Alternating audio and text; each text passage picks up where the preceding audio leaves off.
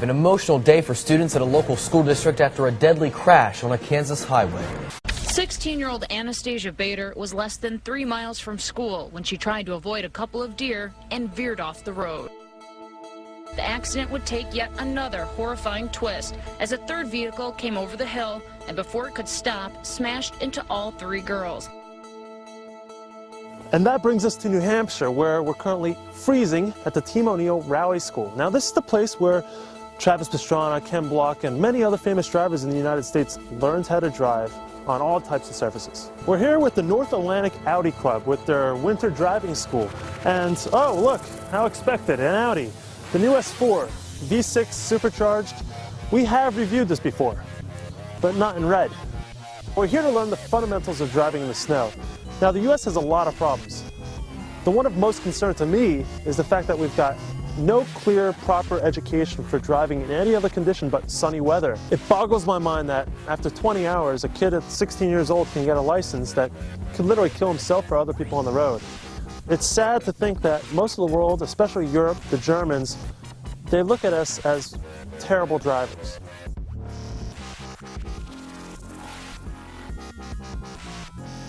First and foremost, start slow.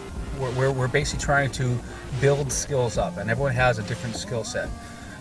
Depending on where you come from, the instructor will try and assess what kind of car you have, what kind of tires you have, what is your general comfort playing in the snow. Everyone has different skill levels. We've had 15-year-olds here, and we've also had 75-year-old women here. So what we're trying to do is basically assess your skill level and bring your comfort level up as you learn the vehicle dynamics and how the car is going to react to your steering inputs, your throttle inputs, and your braking. I know that a lot of the instructors are pretty passionate about that this should be almost mandatory training for anyone that lives in the Northeast area, so you know how to react to this stuff. I mean, we were talking earlier where we've had friends that were killed due to inexperience, teenagers that didn't know how to react to certain areas. It's not necessarily people that are messing around or drinking and driving. They just don't know how to drive, and it's one of the failures of a lot of the automotive, the education system that our teenagers go through. Second gear the entire time? I do this all in first gear in the on-road. It's going to give you more throttle control. Yeah, I think that's probably best. Just feel it out. Keep your hands nice and loose. Yep. When people start to white knuckle is when they start to get lost in their hands. What's the most basic reason we do this, especially here in the United States? They just keep making the driving laws more strict for kids instead of training them. In Europe, it's my understanding that you can get your license, but it also doesn't mean that you're necessarily qualified to drive in the snow, and within some period of time you are supposed to be required to go to some sort of winter or skid school, as you might call them, and they're safer drivers than we are. Yeah, you just don't want to panic and lift off the gas, because you're going to lose control when you do that. And that's what happens to a lot of people, is they just react too aggressively and make the absolute opposite wrong move. Kids that come here from drivers at 15, 16 years old, anything you have to unteach?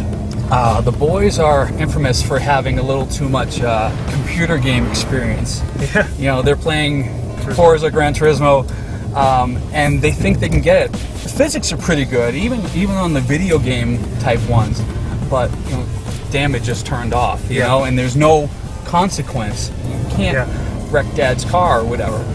If you look at what we're doing today, do you think there's enough driver education out there? Do you think there needs to be more? I think there's a big failure. There's a big gap. We're trying to fill that gap. I mean, we're the Audi Club, but first and foremost, we're really a driver education group, and we're trying to teach people, just because we love doing this, how to be a better driver, how to react to ever-changing conditions. So, why are you here? To try to get a little confidence about winter driving, following a 15-year bout of post-traumatic stress disorder from a car accident that I was in. It took you 15 years to finally... Yeah, it just never occurred to me. Yeah. that doing some sort of controlled driving situation might help calm me down. Yep. I was terrified. This morning, when we started out, my heart was going boom, boom, boom, boom, boom, boom, boom, boom.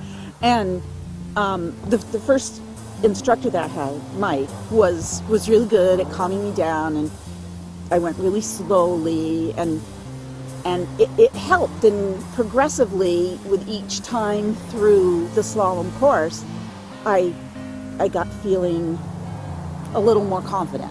You think you'll be timid on the street still? Oh yeah, because I'm still scared to death of other drivers. Okay, yeah.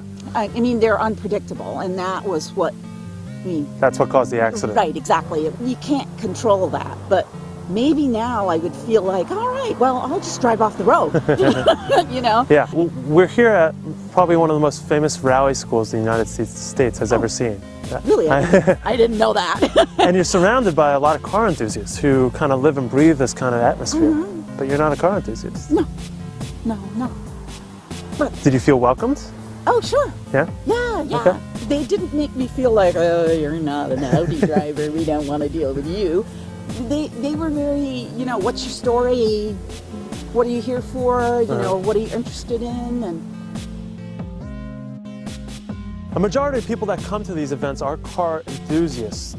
That said, you will find one or two that were just in an accident and they want to get back in the saddle. They want to feel more comfortable behind the wheel. A lot of people email me, ask me, I have this car. What do I do to it to make it better, to make it faster? In reality, I think you should be spending your money on events like this. Invest in yourself. Become a better driver. A car, they come and go. You don't. Ow, we're living in the fast lane, baby.